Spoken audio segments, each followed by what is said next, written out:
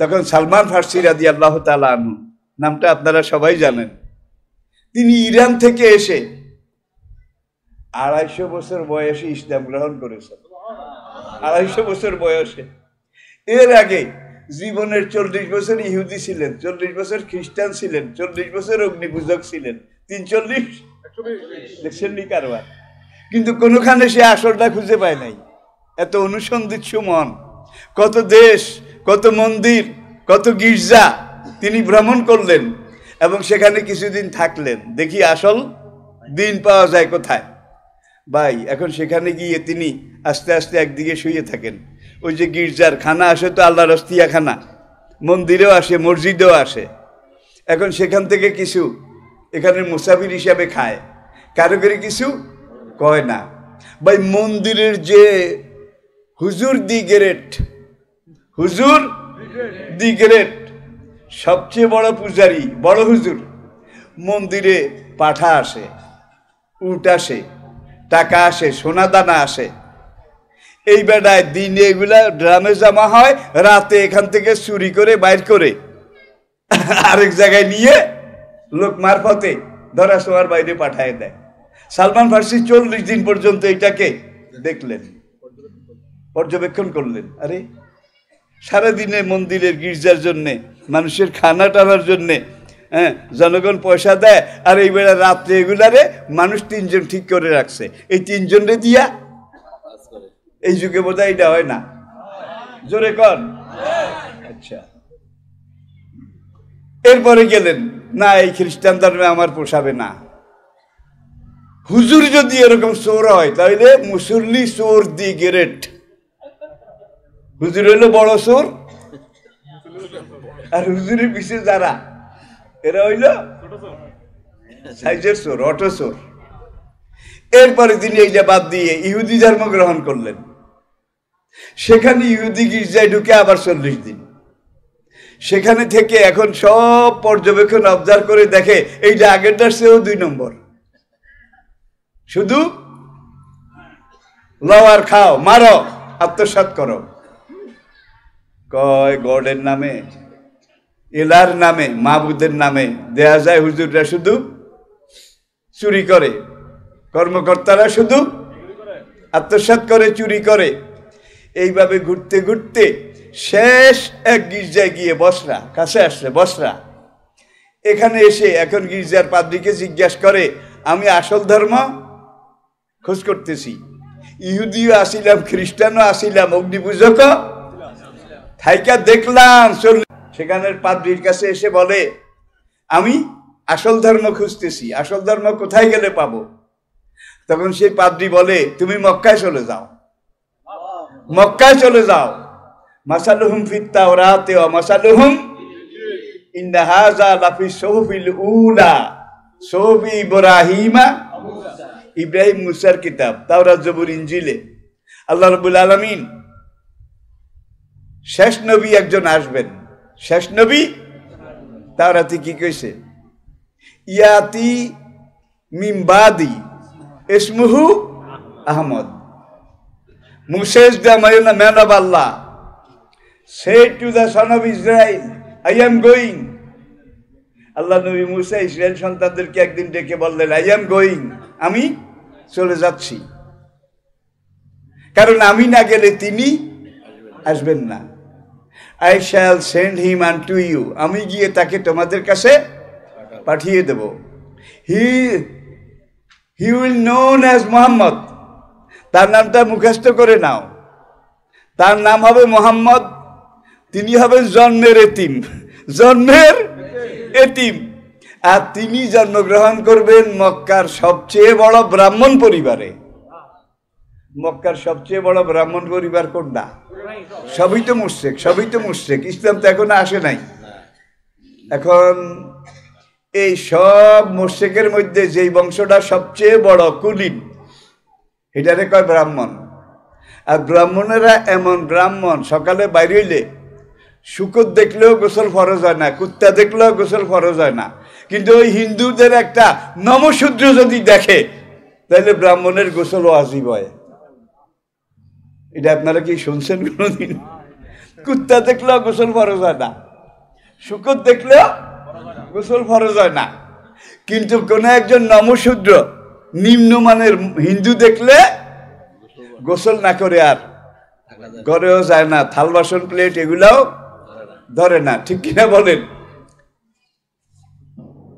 তো সালমান ফার্সি রাদিয়াল্লাহু তাআলা আনহুকে বস্তার ওই পাদ্রী বলে দিল, তুমি মক্কায় যাও। মানুষ সালমান দূর থেকে বারান্দা থেকে দেখে মসজিদে নববীতে আজকের মতো বড় আসিল না, ছোটখাটো একটা ঝুপড়ি ঘরের মতো, খাজুর পাতার রুয়া,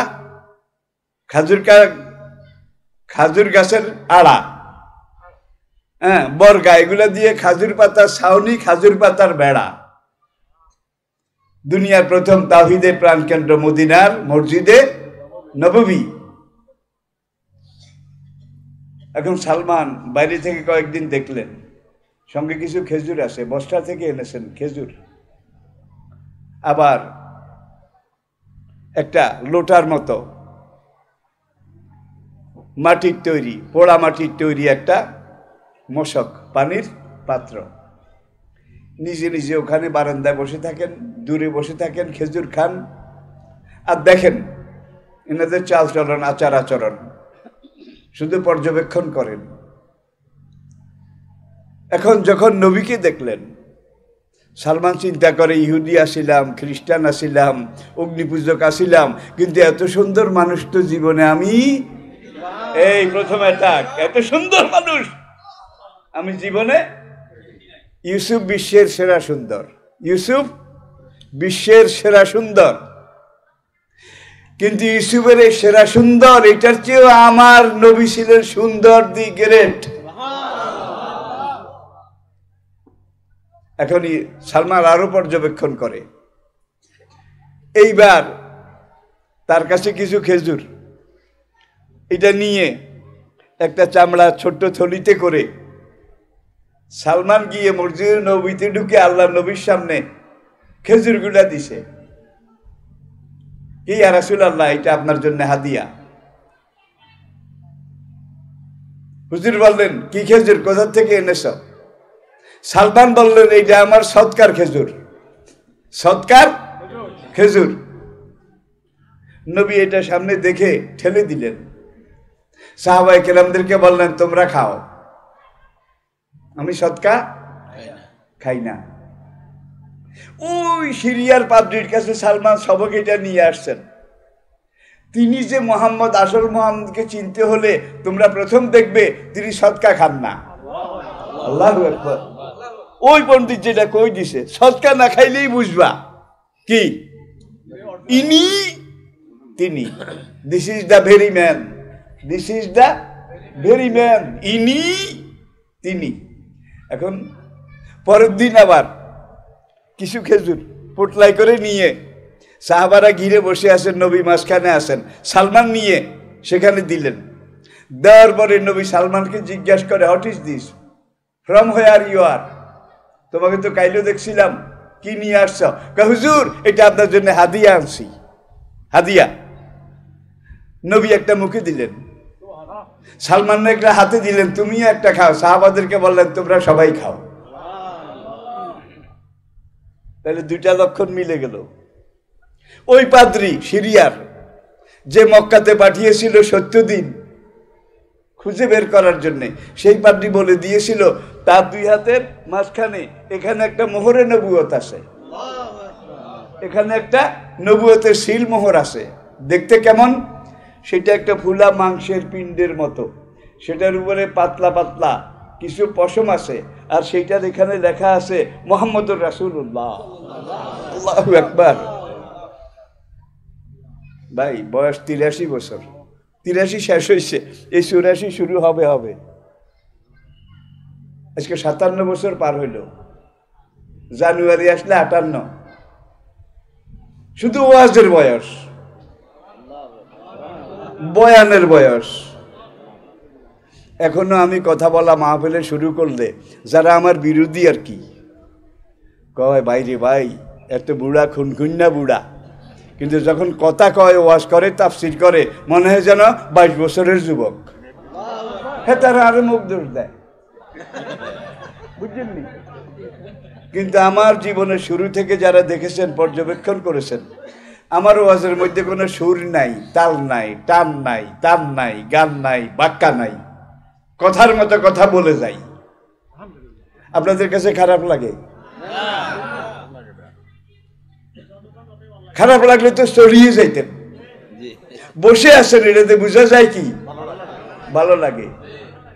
ইন্না মিনাল বায়ানে লা সেহরা, আল্লাহর এই কোরআন এমন এক জাদু, কোরআনের প্রত্যেকটা কথার মধ্যে জাদুর আসর আছে। এটা যে একবার শোনা শুরু করে, যত শুনে তত মজা, যত শুনে তত মজা, যত শুনে তত শুনতে ইচ্ছা করে। ঠিক কিনা বলেন? হুজুর কোরআন বুঝাচ্ছেন, তেলাওয়াত করছেন, তাফসির করছেন, আবু বকর কান্দে, ওমর কান্দে, ওসমান কান্দে, আহারে আহারে কি দারুণ কথা, কি যৌক্তিক কথা। হ্যাঁ, উতবা, ওলীদ, আবু জাহেল ওখানে দূরে, কাবা থেকে, চত্বর থেকে একটু দূরে, এই মিটিং থেকে একটু দূরে, নবী এই বলে আয়াত তেলাওয়াত করে। এখন আবু জেহেল, উতবা, ওলীদ কয় কোরআন কালাম কিছু না রে ভাই, আঙ্গরে গাইয়াইতে আছে। কোরআন কালাম কিছু না, আমাগরে গাইয়াইতে আছে। আর আবু বকর কয় হুজুর আরো কন, বেলাল কয় আরো কন, কলিজা আরো ভিজবে, আরো বলেন, আরো বলেন, আরো বলেন, আরো বলেন, আরো শুনবেন। এইটা যাদের মনে আছে তারা আবু বকরের সঙ্গে জান্নাতে যাবেন, ওমরের সাথে জান্নাতে যাবেন। আর ওই পিছনে বসে বসে যেই বেটায় কয় কথাইটা কিন্তু আর পার্টিরে মারছে, কথাইটা কিন্তু আর দলেরে, ভাই আমি তো আন্দিগুন্দি ভাই, আমার কোনো দোষ নাই, আন্দিগুন্দি ভাই আমার কোনো দোষ নাই, কোরআনের সরকার ঘুরাই। ঠিক কিনা বলেন? ফি কুলুবিহিম মারাদুন ফাযাদাহুমুল্লাহু মারাদা। আল্লাহু আকবার। হে নবী, আপনি যখন কোরআনের মলম বিক্রি করেন, মলম যাদের শরীরে কোনো দাগ নাই, ঘাও নাই, ক্ষত নাই, দাঁত নাই, খুজলি নাই, একজিমা নাই, চর্মাদল নাই, হে নবী আপনি কোরআনে খাঁটি মাত্র মলম যত লাগাইবেন তারা কেউ আরো লাগান, আরো লাগান, আরো লাগান। আর যার কুফুরির ক্ষত আছে, মুনাফিকের গা আছে, হে নবী আপনি কোরআনের মলম লাগাইলে গো বাবারে গেছি।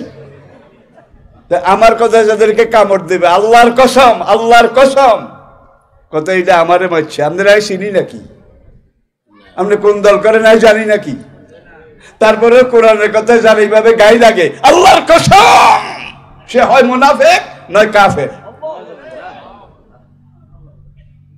আবু বকরকে আঙ্গুরে খাইছে, আঙ্গুরে গাইছে। উতবা, ওলীদ, মুগিরা, আবু জাহেল তারাকে আঙ্গুরে খাইছে, আঙ্গুরে না গাইয়া।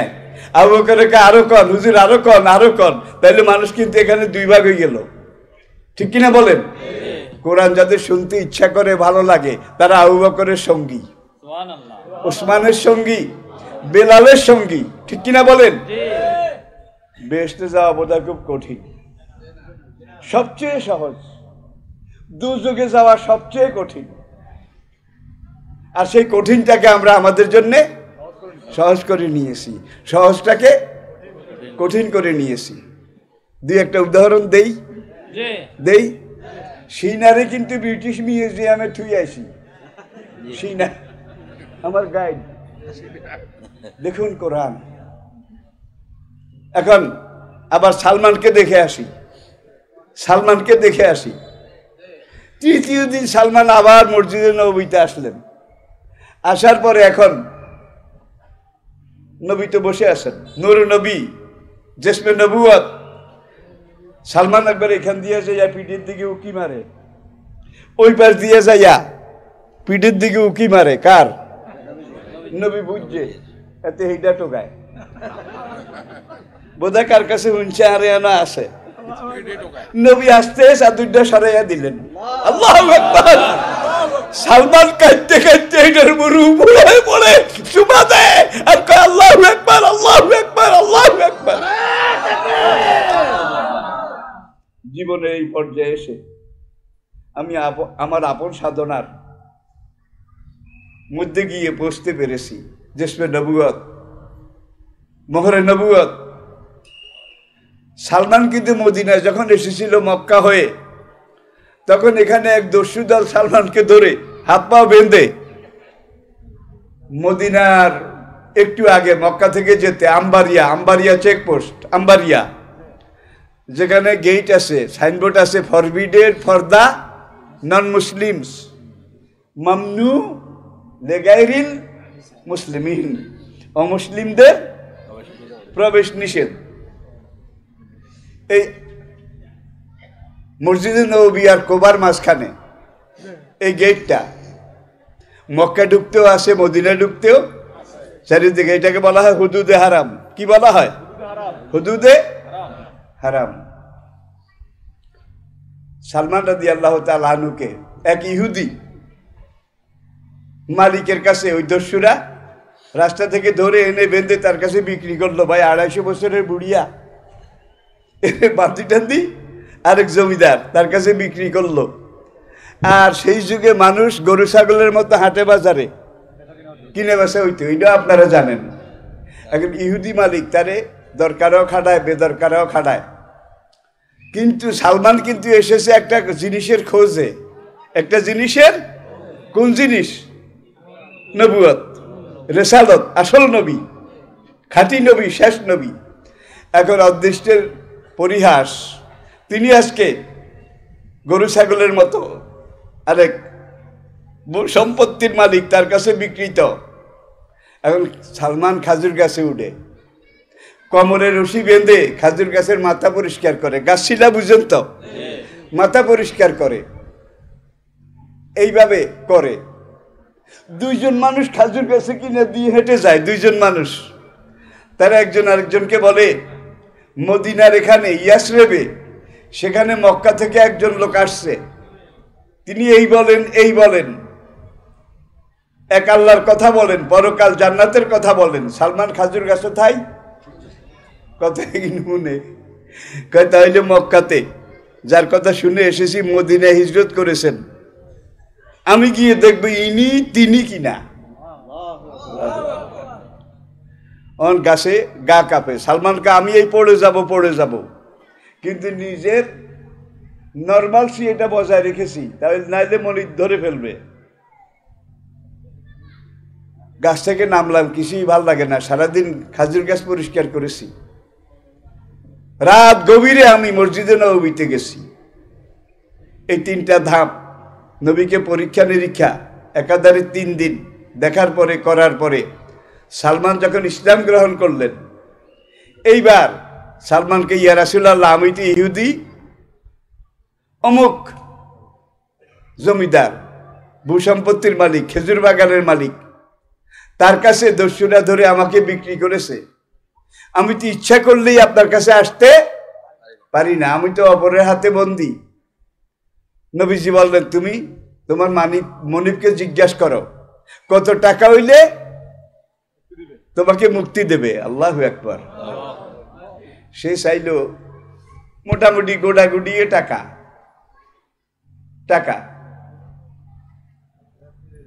চাওয়ার পরে এই টাকা কোথায় পাবে? আবু বকর দাঁড়াইলেন, হুজুর যত টাকা লাগে আমি দেব।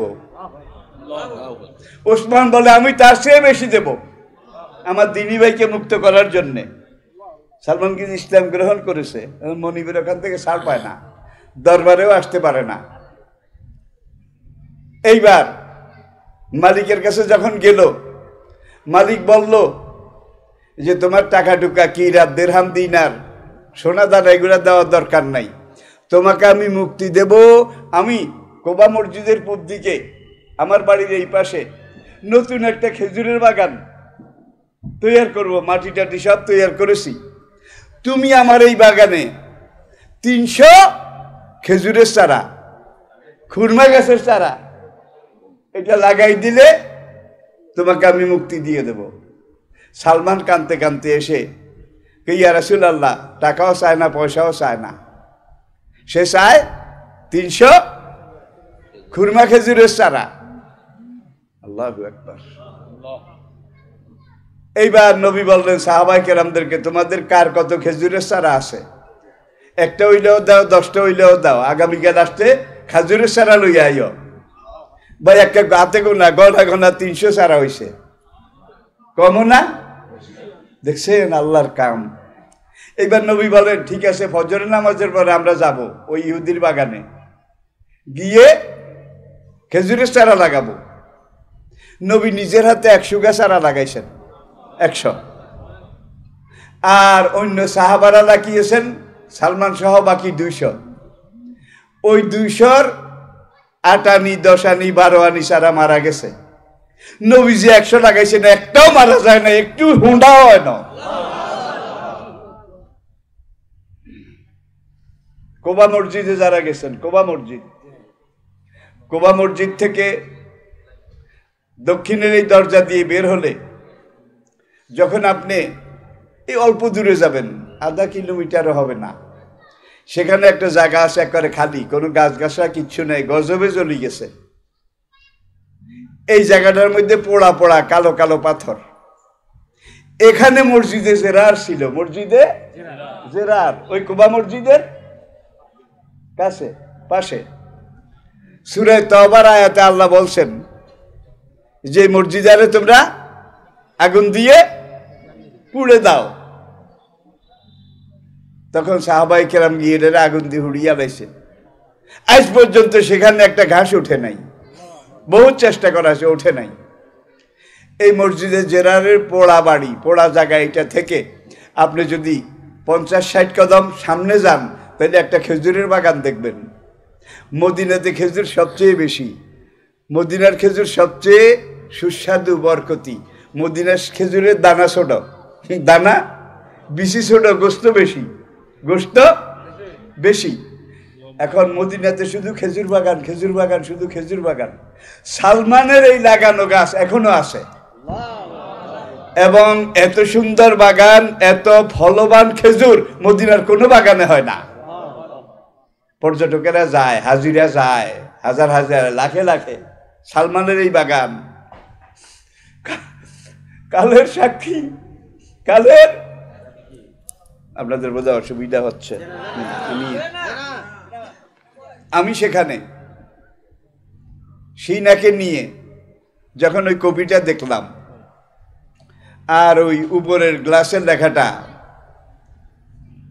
The scriptures of holy Quran written by the caliph Usman রাদিয়াল্লাহু তাআলা আনহু, হুজুরের জীবনে শেষ লৌহ মাহফুজের কপি এটা। যেইভাবে এখন আমাদের কাছে আছে কপিটা, ঠিক সেই কপি, সেই কপি। আর উসমান রাদিয়াল্লাহু তাআলা সেই কপির 22টা কপি করেছিলেন, 22টা। সেখানে কাতেব ছিলেন 36 জন। অ্যাটেনশন প্লিজ, 36 জন কাতেব ছিলেন, ওই যারা কোরআন লিখছেন আর কি সারা জীবন। এখন ওমর রাদিয়াল্লাহু তাআলা আনহু, আবু বকর রাদিয়াল্লাহু তাআলা আনহু, নবীজি লৌহ মাহফুজের কপি হিসাবে এটাকে জানতেন। মা হাফসার কাছে এটা নবী রেখেছেন, এটাও জানতেন, কিন্তু কেউ চাওয়ার সাহস, নবী আমানত রেখেছেন, কেমনে চাই। আরো মজার কথা আছে সামনে। উসমান গিয়ে বললেন, আম্মা জান, আম্মা জান, আপনার কাছে তো আমার নবীর লৌহ মাহফুজের কপি আছে। জিবরাইল যেই তরতিবে তেলাওয়াত করেছিল, কাতেবেরা গোছাইয়া গোছাইয়া আকবর আকবর সূচিপত্র, সূচি ঠিক করে সেই কপিটা আপনি একটু দেন, আমি এটার রাজকপি করব। এবং 22টা প্রদেশে 22 জন গভর্নর আছে, তাদের কাছে একটা একটা কপি পাঠিয়ে দেব। This is original scripture of the world. 22টা কপি করা হয়েছিল, 22 প্রদেশের গভর্নরদের কাছে পাঠিয়ে মদিনার সেখান থেকে নির্দেশ দেওয়া হলো, এইবার তোমরা এটার কপি করে করে লিখে লিখে জনগণের কাছে বিতরণ করো। আরে মুঘল সম্রাটের আমলে হতো, মুঘল সম্রাট আওরঙ্গজেব কোরআন শরীফের কপি করতেন, দেখে দেখে কপি করে এটারে বাজারে বিক্রি করতেন, টুপি সেলাই করে এগুলা বাজারে বিক্রি করে সংসার চালাইতেন। কিন্তু মোগল, তাদের সম্পদের কোনো অভাব ছিল নাকি? এই বেলা বেতন নাই। বাংলাদেশের 50 বছরের ইতিহাস দেখেন, কত ভাঙ্গা গড়া, কত কিছু আমরা দেখলাম। এই 50 বছরের 2 জন মন্ত্রী পাওয়া গেছে। দুইজন মন্ত্রী আমরা দেখতে পেয়েছি, এই জাতি দেখেছে। 5 বছর পরিপূর্ণ মন্ত্রী ছিলেন। দুদক যখন সব মন্ত্রীর বিরুদ্ধে মামলারে মামলা, ডজন ডজন মামলা, সাংবাদিকেরা গিয়ে তখনকার দুদকের চেয়ারম্যানকে জিজ্ঞেস করলো যে সাবেক প্রধানমন্ত্রী সব মন্ত্রীর বিরুদ্ধে এত এত মামলা করলেন, দুইজন মন্ত্রীর বিরুদ্ধে একটা মামলাও করলেন না, এই দুইজন মন্ত্রী আপনার বোধহয় কোনো আত্মীয়, কেন করলেন না? তখন দুদকের চেয়ারম্যান বলেছিল, আমরা অনুবীক্ষণ যন্ত্র দিয়ে দেখেছি, অনুবীক্ষণ যন্ত্র দিয়ে দেখেছি।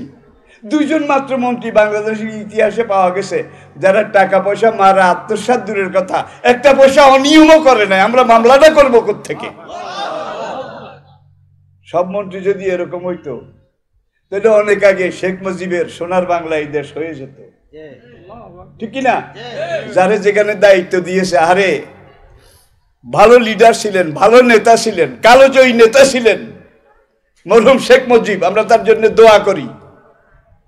কালোকে কালো বলা, কেউ পাইলো সোনার খনি, কেউ পাইলে হীরার খনি, আর আমি পাইলাম চোরের খনি।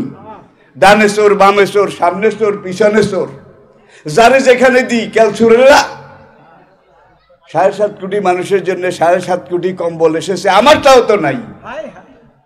এটা বোধহয় আপনারা শোনেন নাই, এটা এখন মার্কেটে নাই, বাজার। এটা শোনা মকরুহ তাহরিম, কবিরা গুনাহ। তাহলে ওই যে চোর, আজকে যেখানে আবদান চোর, যেখানে আবদান চোর, যেখানে আবদান চোর। অনেক চোর মরে গেছে, অনেক চোর বুড়া হয়েছে, চুরি ঠিক আছে। তাদের সাথে যারা যুক্ত হয়েছে এরা চোর দি গ্রেট, বাটপার দি গ্রেট। মরহুম শেখ মুজিব সাহেব, তার জন্য জাতির পিতা বঙ্গবন্ধু, তার জন্য আমরা দোয়া করি। একটা হক কথা অন্তত তিনি বলেছেন, অনেক হক কথার মধ্যে এইটা আমাদের জন্য গাইডলাইন। 50 বছরের ইতিহাসে 2জন মন্ত্রী পাওয়া গেছে। দুদকের চেয়ারম্যান বলে আত্মসাৎ, টাকা মারা তো দূরের কথা, একটা পয়সা অনিয়মের একটা রেকর্ড আমরা পাই না। মামলাটা করবো কোত্থেকে? ইউসুফ জেলে গেছে, এটা আপনারা জানেন। মিশরের ফার্স্ট লেডি সহ সব মহিলারা ইউসুফের পিছিয়ে লাগছে। ইউসুফের সামনে এসে নাচে, গায়, লারে লাপ্পা হারে টপ্পা করে। ফার্স্ট লেডি ইউসুফকে নিজের কামরায় ডেকে নিয়ে অগাল্লা খাতিল আবওয়াব, অগাল্লা খাতিল, কোরআন কি ঢঙ্গে কথা বলে, সব জানলা দরজা বন্ধ করলো করে এইবার ইনিয়ে বিনিয়ে সাজগোজ করে একবারে টিকি এই এই এই সব লাগিয়ে সাজগোজ করে ইউসুফের সামনে এসে বসলো। বসে কয়, ইউসুফ তোমার চোখ দুইটা এত সুন্দর, এত সুন্দর চোখ তো আমি কোনোদিন দেখিনি। ইউসুফে কয়, সুন্দর হলে কি হবে? যেদিন আমি মরে যাব আমার চোখ দুইটা আগে পচে যাবে, কালো দুর্গন্ধ পানি বের হবে, সুতরাং এই চোখের প্রতি আমার কোনো মায়া নাই। ফার্স্ট লেডি আবার বলে, তোমার চুলগুলো এত সুন্দর, রেশমের চেয়েও। ইউসুফ কয়, আমি যেদিন মরে যাব যতই সুন্দর হোক চুলগুলা ঝরে ঝরে পড়ে যাবে। ফার্স্ট লেডি আবার বলে, তোমার হাত দুটা বেলুনের মতো, চোখ দুইটা লাডার মতো, মুখটা বাড়ার মতো, মানে খালি পটকানো একটা কথা আছে, পটায় পটায় পটকায়। হ্যাঁ, ইউসুফ কয়, যতই সুন্দর হোক আমি যখন মরে যাব তখন আমার এই পুরা দেহ, রক্ত মাংস, এগুলা পোকা মাকড় এগুলার খাদ্য হবে, কোনোটাই কোনো। এখন কয়, তুমি এই, তুমি সুন্দর, এই এই এই যেটা কয় আর কি সাধারণত মেয়েরা, আজকালের মেয়েরা কয় না, আমি কইলাম নি, মা বোনেরা বেজার হবে, আমার দরকার নাই ভাই। এখন মহিলা এইবার ইসুফের দিকে আগায় আসলো, ইসুফ একটু পাশে সরল, আবার আগায়, আবার আগায়, আগাইতে আগাইতে কয় কি বলবো, কালাত। মহিলা রাগ ঢাক না রেখে বলল, ইউসুফ হায় তালাক। ইউসুফ কি ভাই, হাফেজ সাহেব কে আছেন? আমি কি ঠিক আছিনি? কালাত ইউসুফ হায় তালাক। ইউসুফ দেরি করো কেন? আমার এই জীবন যৌবন, আমার এই দেহ বল্লরি, এই মুহূর্তে আমি তোমাকে অফার করছি, আসো তুমি আমাকে ভোগ করো। মারমাডিক পিকতাল, হি ইজ এ কনভার্টেড মুসলিম, মুসলমান হয়ে